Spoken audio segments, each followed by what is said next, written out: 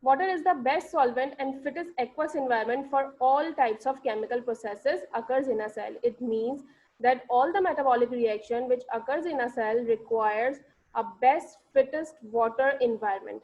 Hydrogen bonding in water makes it suitable for all types of molecular interaction. That's why all the reaction going in a cell without any hindrance. Hydrogen bonding provides cohesive forces that makes water liquid at room temperature and solid ice with highly ordered arrangement at cold temperature. Hydrogen bonding is basically formed between the two dipoles formed on each water molecule because of unequal sharing of electron, as oxygen is highly electronegative than hydrogen. This generates an internal cohesion between water molecules and an electrostatic force generated between an oxygen of one water molecule and hydrogen of another water molecule.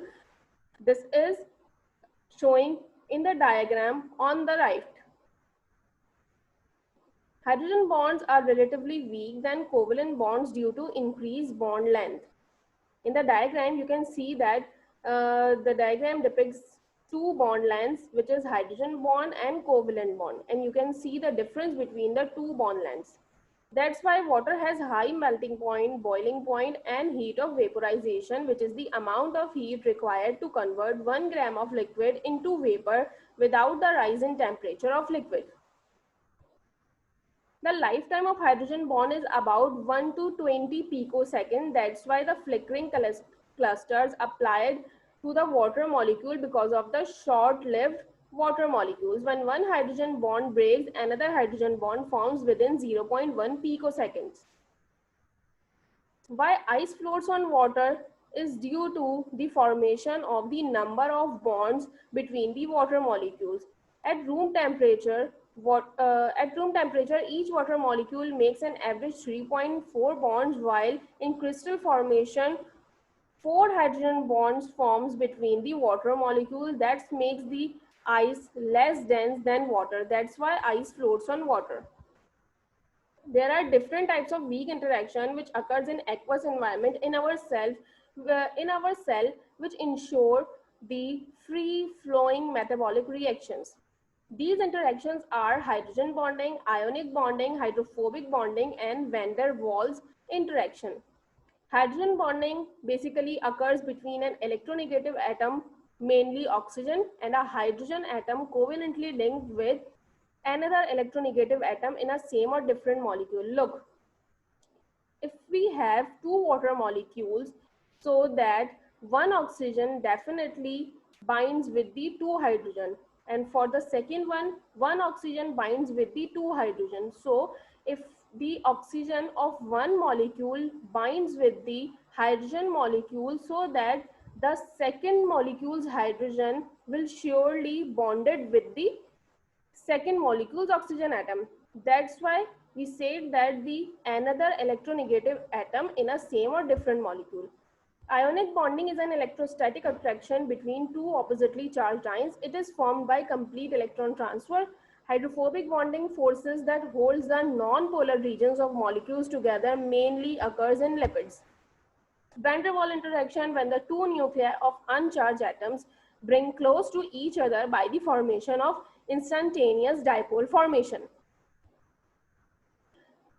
As we have talked about the hydrogen bonding in water, so let's talk about the hydrogen bonding with polar solutes. On the right side of the slide, you can see different diagrams, different chemical structures are formed here in which water molecules bind with the aldehydic, ketonic, and alcoholic group of carbohydrates, as well as hydrogen bondings between the two peptides of the protein, and the hydrogen bondings between the two two bases of the complementary DNA strands.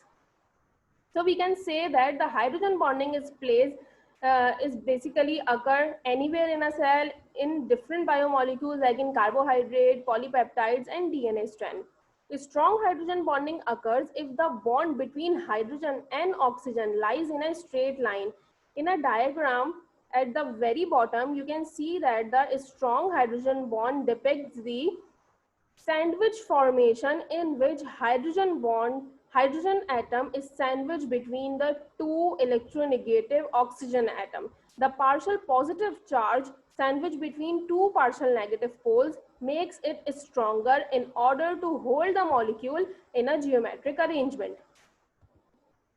Electrostatic interaction with charged solutes. Water dissolves solutes by replacing solute-solute interactions by water-solute interactions. This phenomena occurred by hydrating component ions of crystalline salts. In a diagram, you can see that sodium and chloride ions are showing here with the water molecules. NaCl crystal lattice disrupted as water molecules clustered around chlorine and sodium ions. Ions neutralized partially, electrostatic interactions weakened, and then NaCl dissolves in water. The hydrophobic interactions. Hydrophobic interactions are not so strong enough to replace hydrogen bonding. That's why you can see that if you place a drop of water on a liquid surface, it will make a water droplet yellowish color on a surface. It is called the micelle.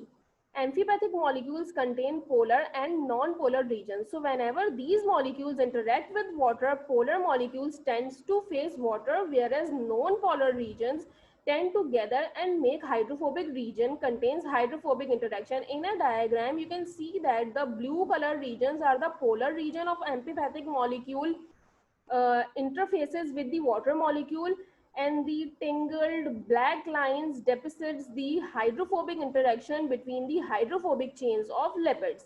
They cannot hydrogen bond with water, and their presence forces an energetically unfavorable ordering of water molecule at their hydrophobic surfaces. That's why water molecule cages disrupted at the side of the micelle formation. To minimize the surface exposed to water, these molecules tend to make aggregates.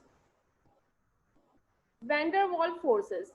These interaction occurs between electrically neutral molecules. Electrically neutral molecules that collide and pass very close to each other generates a force of attraction between electron-rich region of one molecule with the electron-poor region of another molecule. It is the type of weak interactions. These interactions are also a part of biological systems along with the hydrogen bonding. In a diagram, you can see that the two electrically neutral molecules passes across each other, in which the one with high or the rich electron clouding makes two dipoles, which imparts a force on another one which doesn't have any type of poles, and makes an interaction which is called the van der Waals forces. The summary of this lecture is basically these all the weak interactions impart a significant influence on the three-dimensional structures of protein, polysaccharide, nucleic acids, and membrane lipids. Basically, before studying biochemistry, you have to know about, you have the maximum knowledge about water, its properties, its structure, uh, and all the things, because water is basically the main component of cytosol. All the metabolic reaction occurs in that. So if we want to study the different biochemical structure of biomolecules, we must know about water, its structure, and its interaction with other biomolecules. So it's all about today.